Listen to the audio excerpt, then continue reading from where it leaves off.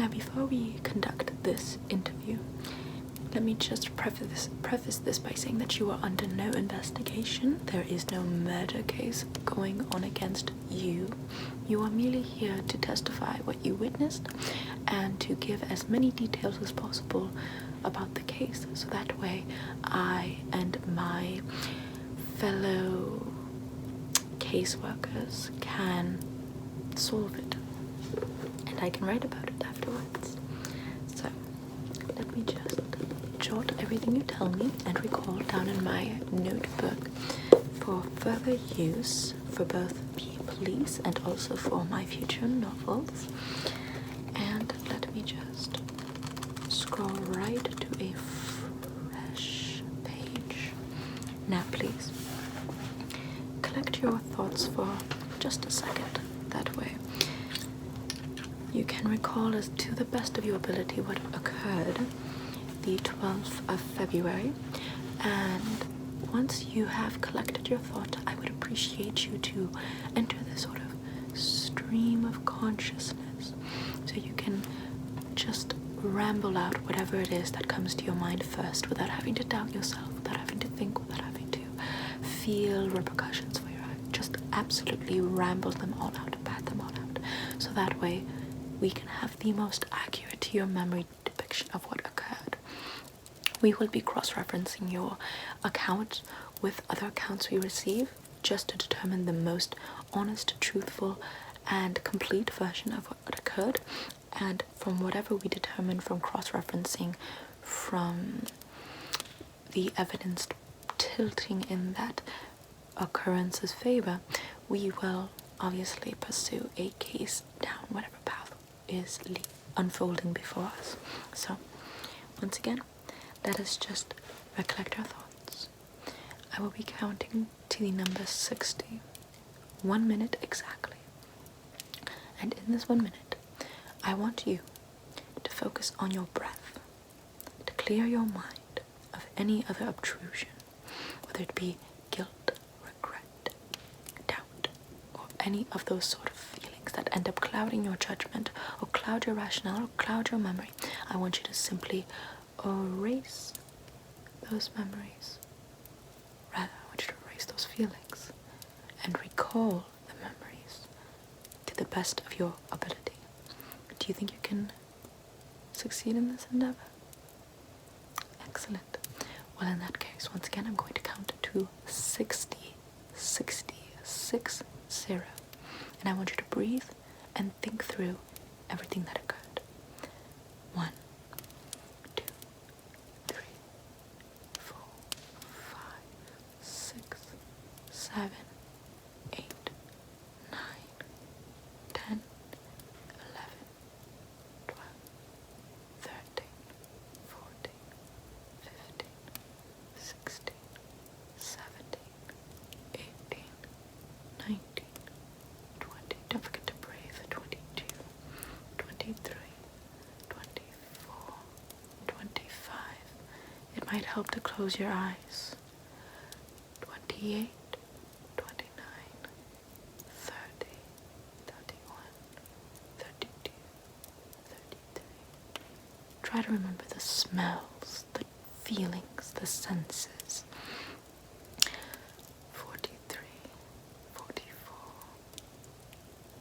38, 39, 40, 41, 42, 43, 44, 45, 46, 47, 48, 49, 50, 51, 52, 53, 54, 55, 56, 57, 58, 59, 60. Very well. I think I might have lost place in counting, but other than my lapse in memory, have you recalled your own? Excellent. Well, in that case, let us proceed with the recalling of our memories. And once again, please be as detailed as possible and as open as possible. even if you call an imprecise memory, we will eventually find out that it was imprecise and wrong just by cross-referencing and by looking over the evidence. But if it is something that is boiling at the tip of your head, then it is most likely the case that it happened at least to your recollection. So let us proceed. Who did you see at the premises, on the premises? Who do you remember being there at night when the murder happened? Who do you recall just being in the home?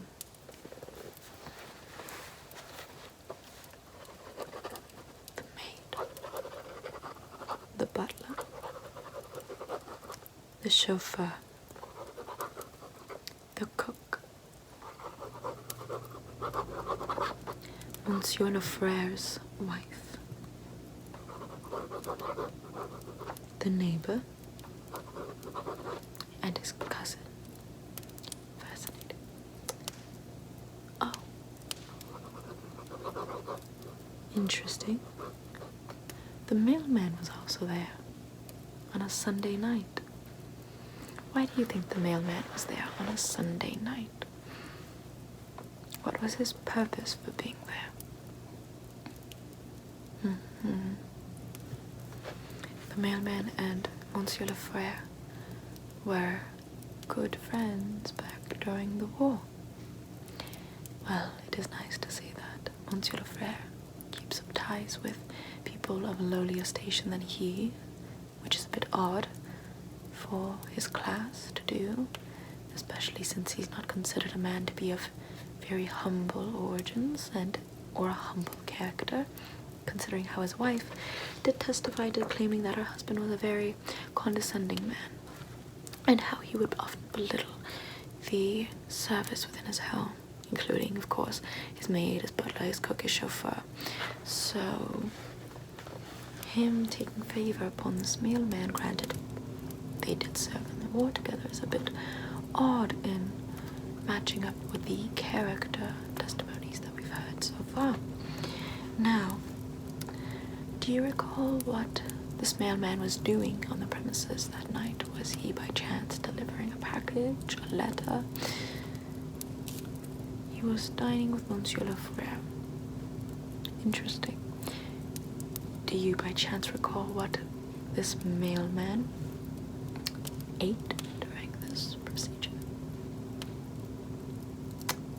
He too was poisoned, but he survived, I imagined. I thought so. It would have been a bit of a surprise if he had not survived. So, the mailman survived the poisoning, but Monsieur Lefrere did not. Yes, we did already question the cook to ask her if Monsieur Lefrere had abused her at any point in her working for him, and of course the answer was a wholehearted yes, that he had abused her.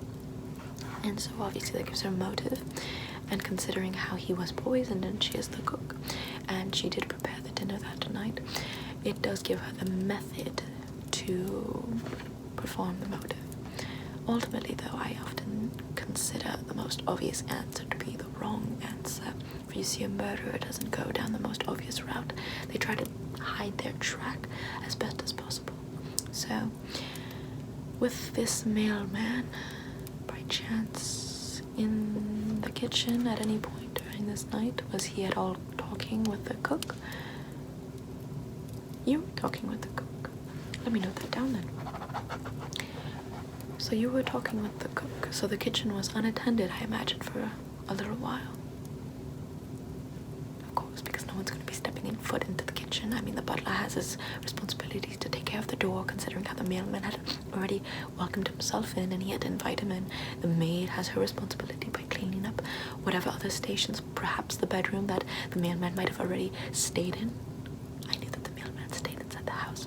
The mailman stayed in, and I imagine that this bedroom was actually adjoined to perhaps Madame Lefrere's bedroom, or nearby Madame Lefrere's bedroom. I thought so. And Madame Lefrere.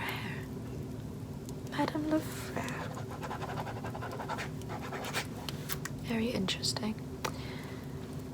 Do you by chance recall any time where Madame Lefrère and the mailman were quite cozy? No, okay. I think I have all of my answers. So, I must thank you for your help in supporting this case. It often is a very difficult task for people to undergo, especially when it is their previous boss that they're testifying about. Typically, they would much rather just forget it. So once again, I must thank you for your answers and for my material for my next novel.